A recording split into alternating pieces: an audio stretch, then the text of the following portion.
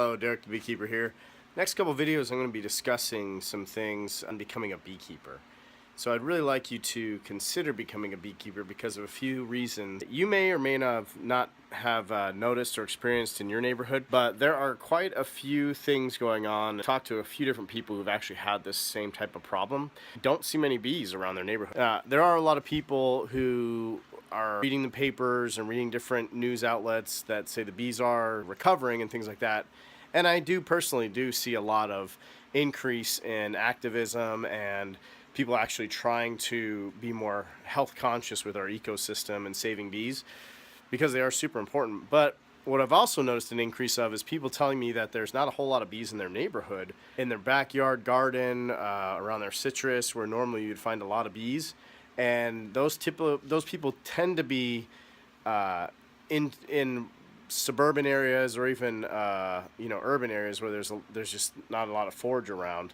But if there are, obviously in their backyards, I've actually heard of some people having to hand pollinate their gardens, which just seems really crazy. And we should have a lot of, again, the bees taking care of that for you. So I want to encourage you, and these next series of videos I'm going to bring out are all going to be just, again, informational topics, but geared more toward you trying to encourage you to become a beekeeper. So that being said, I'm opening up a section on my website or a store. I'm also on Amazon as well.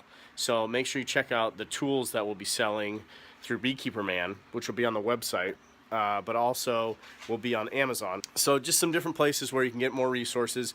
I've had this where I train, as you know, I train beekeepers, and I've actually had some beekeepers have some pretty cruddy equipment, and there's a lot of cheap stuff out there and a lot of really cruddy cheap equipment. So you want to get the right stuff. If you know me, my stuff tends to be quality, premium things that I recommend and that I do. That being said, it's not always the most technologically advanced either. So some of the stuff, for instance, when I do harvesting honey, it's something that anybody could do, but it's not exactly like some super high-tech thing. It's affordable to anybody who wants to be a beekeeper.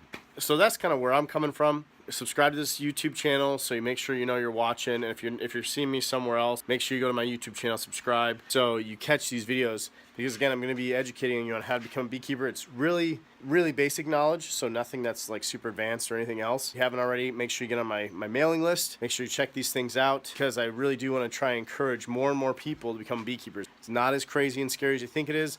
It's really not that difficult if you know what you're doing, you have the right resources, okay? Subscribe, check us out, and I will be talking more and more about, for instance, things like honeycomb. Just to briefly mention, I have a hive tool on Amazon right now under Beekeeper Man, and honeycomb that you'll be dealing with, you would like to get a bee tool. It's just something that's really necessary. It's a nice little tool to have. Multiple different uses, especially if you get into bee removals, which is another part of our business. Make sure you get one of those. Check that out. And obviously, there's a bunch of other tools. Hit subscribe again. Derek with AbelloBees.com.